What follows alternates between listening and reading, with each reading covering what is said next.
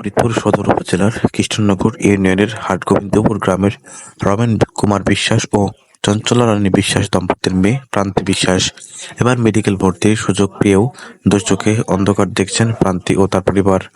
প্রান্তির দুই ভাই বোনের মধ্যে ছোট। তার বড় ভাই রাহুল বিশ্বাস বেসরকারি কারিগরি প্রশিক্ষণ কেন্দ্রে ডিপ্লোমা পাশ করে এখনো বেকার জীবনযাপন করছেন। প্রান্তির বাবা দিনমজুর কাজ করেন। মা চঞ্চলা বিশ্বাস বাড়িতে মুড়ি ভেজে শহরের বিভিন্ন দোকানে বিক্রি করে। আর এ দিয়ে যা আয় হয় তাই দিয়ে চলে তাদের সংসার ও লেখাপড়ার খরচ।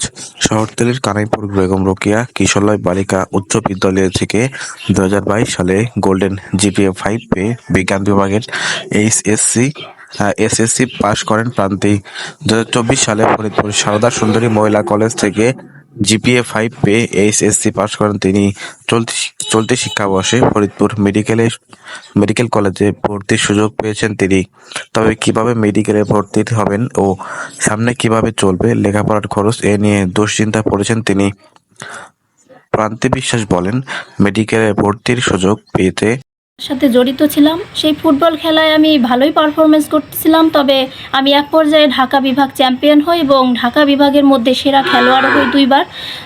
তারপর ফরিদপুরেও আমি সেরা খেলোয়াড়ের পুরস্কার পেয়েছি। তারপর আমি 2022 সালে আমার এসএসসি পরীক্ষার আগে আমি বিকেএসপিতে অডিশন দেই। সব বিকেএসপিতেও আমি 1 মাসের ক্যাম্পে চান্স পাই। তারপর আমি 1 মাসের ক্যাম্পে টিকে 6 মাসের ক্যাম্পেও চান্স পাই, কিন্তু আমার এসএসসি পরীক্ষা থাকার কারণে আমি 6 মাসের ক্যাম্পে যাইতে পারিনি। অনেক কষ্ট, অনেক ওর সব কিছুরই কষ্ট। এই যে প্রান্তি বিশ্বাস, যে মা বাবা দুইজনে অনেক কষ্ট করে, কাঠমিস্ত্রির কাজ করে, ডাক্তার দেখাতেও পারে না। তারপরে এর কাছ থেকে ঋণ আনে, ওর কাছ থেকে ঋণ আনে, এমন করতে করতে অনেক ঋণ হয়ে গেছে। ওর বাবা কাঠমিস্ত্রি, ওর বাবা তো মানে এটা সম্পর্কে কিছু বোঝেই না, মানে ছেলে মেয়ে কীভাবে মহিলা মানুষ করলে এটা বোঝেই না। এখন ও যেভাবে মানুষ হয়, মানুষে আমাদের গ্রামবাসীদের সেবা যত্ন করতে পারে, ওষুধ মেধাবী, ছোটো সময়তেই ওষুধ মেধাবী ছিল। কষ্ট করে পড়াশোনা করে এ পর্যন্ত আইছে, মানে ভবিষ্যতে মেডিকেলে যাতে ও পাশ করে বেরিয়ে ডাক্তার হয়ে সবাইকে সাহায্য করতে পারে।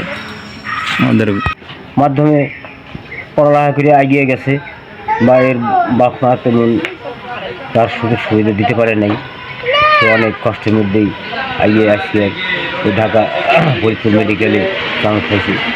তো এই জন্য আমরা খুব গর্বিত, বা আমরা চাই যে সে মানুষের মতন মানুষ হোক, আরও বড় মানুষ হোক, উচ্চমানের মানুষ হোক, এই আশাই আমি ব্যক্ত করছি। পরিশ্রম করছে এবং মাঝে মধ্যে আমাদের কাছে আসতো বিভিন্ন সমস্যার কথা বলার জন্য, কারণ তার আর্থিক অসচ্ছলতা, সে একজন মুড়ি বেয়েছে, তার মেয়েটাকে পড়াইতো। এগুলো নানাবিধ আমাদের কাছে আসলে আমরা এবং আমার শিক্ষকরা, আমি একদম প্রধান শিক্ষক হিসেবে আমি শুধু ক্রেডিট নিতে যাবো না, আমার সহকর্মীরা সবসময় বলতো যে আমরা যেন ওর প্রতি একটু খেয়াল রাখি, বা আমিও বলতাম যে আপনার জন্য খেয়াল রাখি, আমি সবসময় ব্যস্ত থাকি, তারপরেও যেন ওর কোনো সমস্যা না হয়, পড়ালেখা যেন বিঘ্নিত না হয়। আমরা এসএসসি পর্যন্ত ওকে গোল্ডেন A+ পাওয়ায় আমরা স্কুল থেকে বিদায় দিচ্ছি। তারপরে ও ইন্টারমিডিয়েট